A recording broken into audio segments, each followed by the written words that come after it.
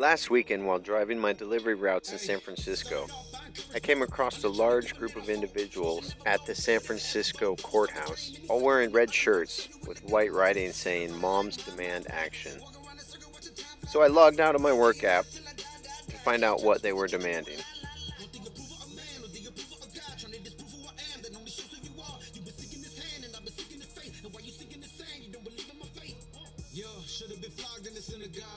But you show forgiveness to the sin of God. That's why I thank you for forgiveness, God. Every day begins with God, the only true and living God. This is the moment that we all been waiting for. Let's pick up our crosses and let's go change the world. This is the only solution. Yeah. So let's start this revolution. Yeah. Pick them up, let's go, let's go, hey. Let's go, let's go, let's go. This is God's plan. You ain't God, man. I got soldiers with me and we all in. I ain't perfect, no, but that Holy Ghost will lead the old man straight comatose. Armor on when I rise up. Heaven's home when my time's up. A sacrifice when he tells me, look, I'm just trying to be lined up. Got plenty of people that believe in me. Had to follow God, he changed the scenery. Deliver me from that greenery. I ain't even know what he's seen in me. But I'm suited up and I'm booted up. Plenty of flaws and that's true enough. And I'm here in San Francisco where I work as a courier. I was just driving by the building here in the square and I seen a group of Moms Demand Action. So I wanted to get out and see what they're about, see what they're out doing today. And so let's go bring you what they're doing.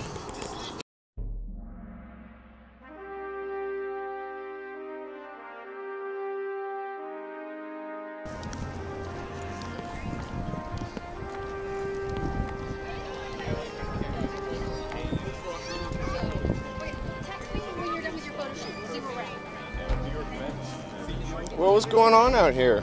I drove by, I seen a whole bunch of people wearing the same color shirt. I was wondering what was going on. We had a Senate recess round. Yes.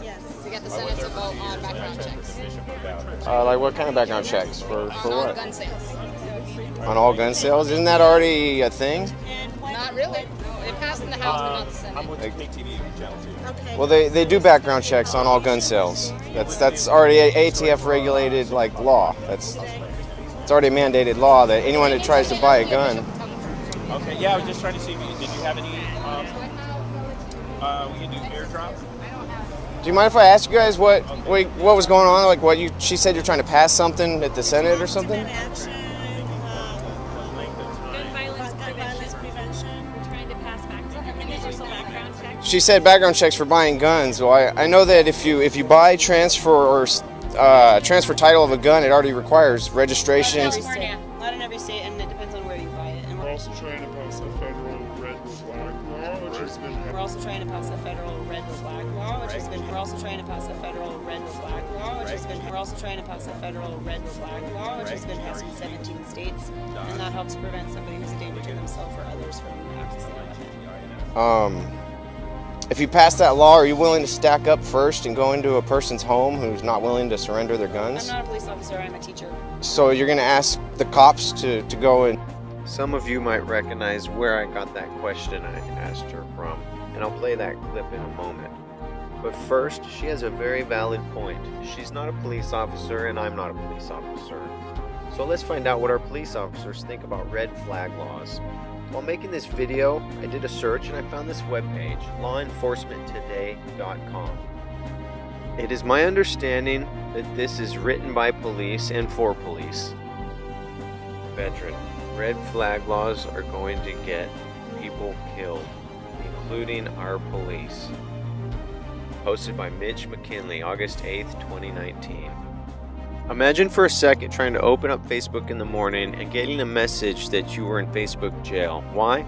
Because someone reported you for something offensive that wasn't even offensive. And instead of getting to plead your case, show the lunacy of their fake claim, and still keep using your Facebook account, you get slapped with a 30-day ban. Welcome to red flag laws. Only instead of Facebook jail, you lose the ability to defend yourself and your family.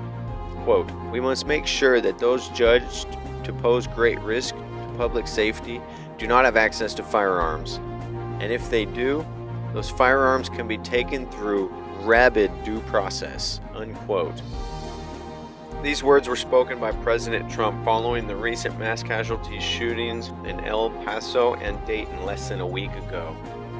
But what if they were never a threat? What happens in those circumstances where you have a coworker trying to get back at someone? What about the wife who's angry at her husband? In the States, where just about anyone can file for petition, what stops these from being filed simply because of a grudge? At the initial hearing, it is up to the gun owner to prove he or she is not a threat. This is a further departure from due process. But let's dive a little deeper into this concept. We have several areas that seem to fly in the face of the Constitution. There's a removal of due process. There's a removal of a person's right to face their accuser. And there's the absolute trampling of the Second Amendment. It is the latter of those three that has many of us worried. We have run stories of law enforcement officials that have pledged not to comply with red flag laws in their state. I have the luxury of living in Texas, where ERPO laws are not really on the horizon. But just in case, I reached out to a handful of officers in our great state for an off-the-record conversation. I asked each one of them, if Texas was a red flag state, would you enforce it? One police chief I spoke with said this, quote, "If I was sheriff, I would have a completely different answer to this scenario. Sheriffs as elected officials have a little more leeway than I do. As the chief of police, I must answer to the city manager. If this law were passed in Texas and the city manager told me that we are going to enforce it, then that's what we would do.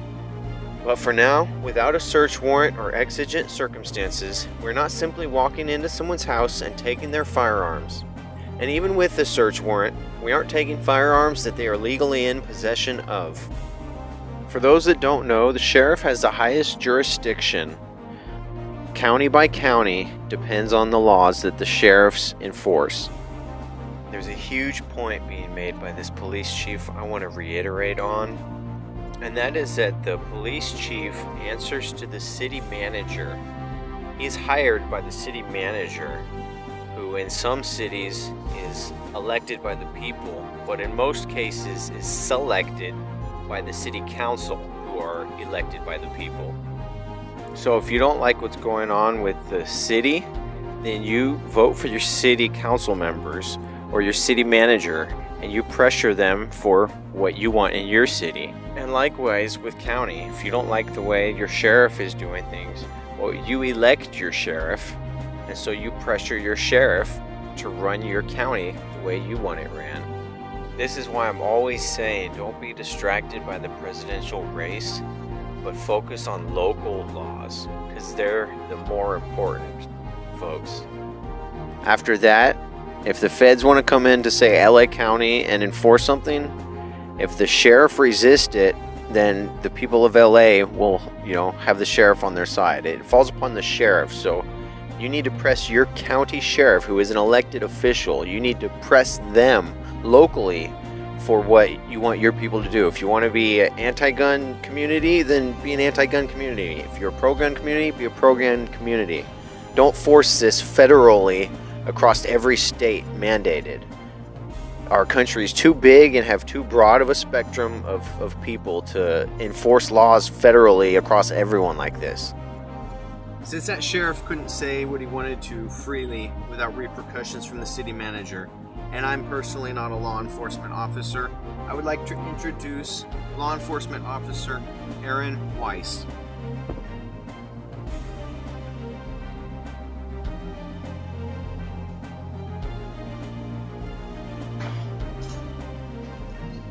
Hello, my name is Aaron Weiss, and I live in the town of Poughkeepsie. I'm a combat veteran of Iraq, and I'm also a law enforcement officer. I attended the Public Safety Committee's last meeting in regards to this resolution, but I didn't say anything because I wanted to hear what everyone else had to say. And I heard some shocking things from some people and some legislators. They said that it took a lot of courage to pass this SAFE Act. Apparently my definition of courage differs from yours. You see, if it was really so courageous a bill and it took so much courage to pass it, then why was it done in the middle of the night when no one could see it or read it? That's not courage. That's a mafia-style sit-down to divvy up what's good for the bosses. Courage is taking the right and true course of action, not the politically expedient one.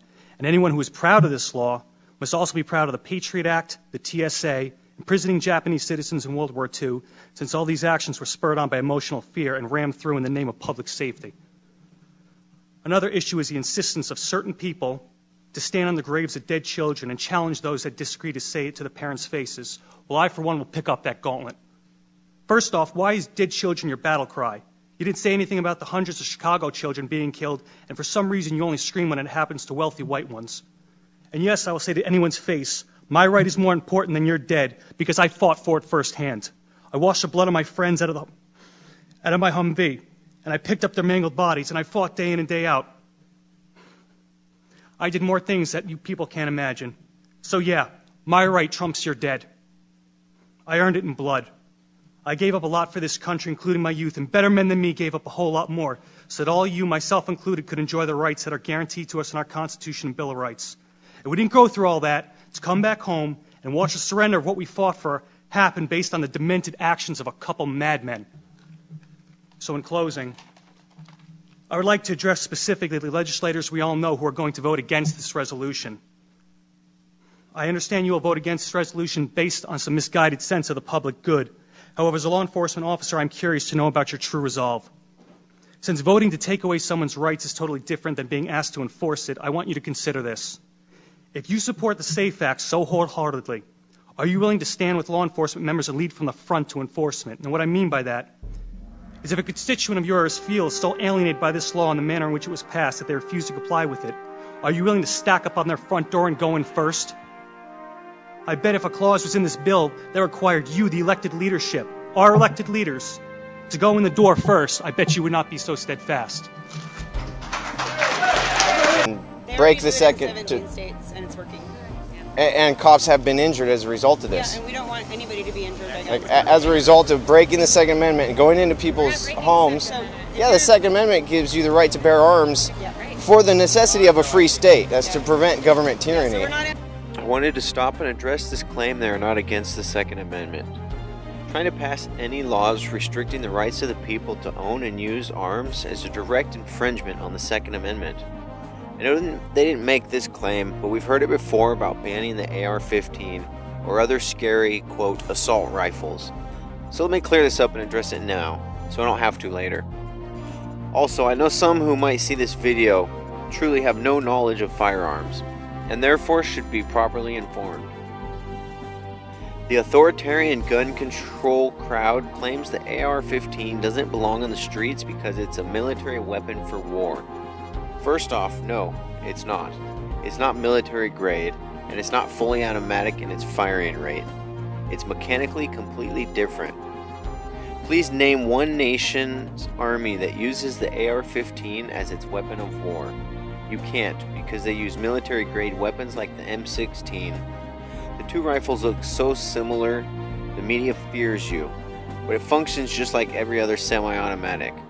This isn't some fantasy land. The Sport Armalite AR-15 is a civilian sport rifle. It's not a ghost shooting 30 caliber magazine clips in half a second. It's a .223 millimeter, that's about the size of a BB, rifle that shoots one bullet with each trigger pull. Machine guns fire rapidly, or burst modes, while holding the trigger. Machine guns are already illegal to own, make, or possess, unless you have a permit from the ATF. But anyways, let's get back to the authoritarians. Anti-gun, we're just pro-gun safety, we're anti-gun violence. We have a lot of gun owners all around the country that are... Can I ask if you're for big or small government?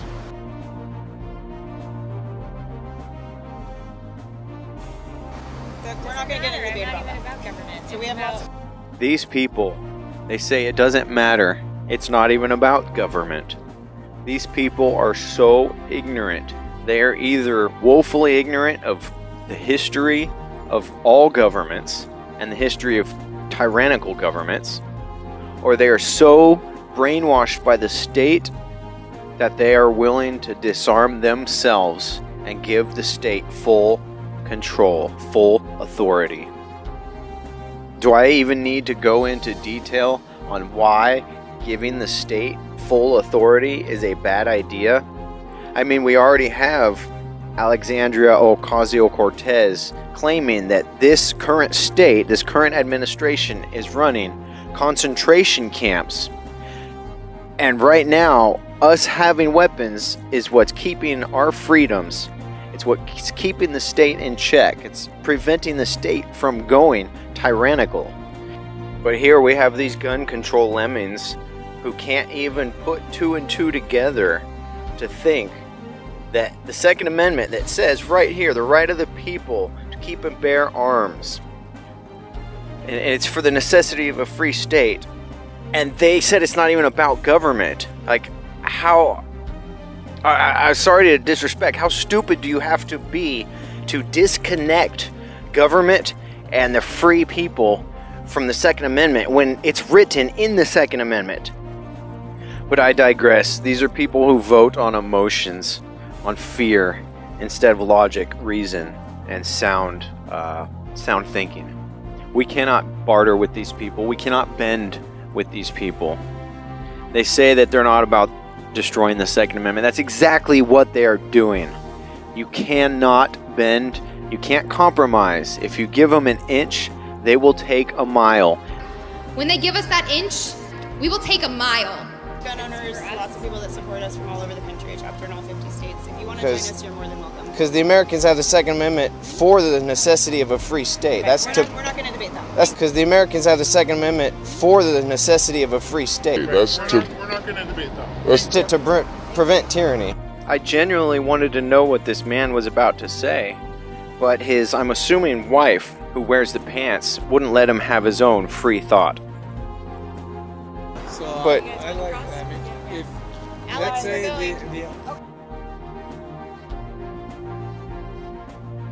it was nice to talk to you.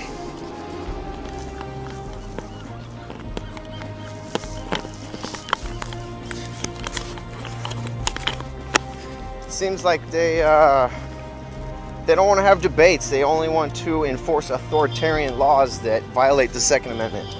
When you bring a nuanced stance to the conversation, you saw what happened.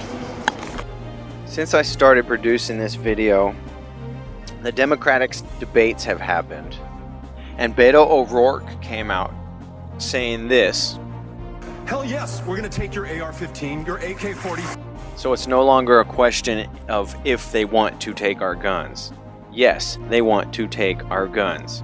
Right now there's a war against the Constitution, and that Second and First Amendment, those are the two amendments protecting the entire document. That is what is protecting our individual liberties, our civil liberties. If you like this video and you agree, then please share it. Share it on every social media, anywhere you can. This video will not be monetized because it talks about guns. Plus, YouTube removed the monetization option from my channel. If you would like to support my work, there is a link to my PayPal down below. Sorry for the turnover on this video. I have a full-time job that I have to do to pay my bills. And on my free time, I edit what I can. I would like to turn this into a full-time job. So if you would like to see better quality content and faster turnover rates, please feel free to support me. It will go to making this channel grow. And I have a couple other channels that I just started, and I will have videos up this month. Stay tuned.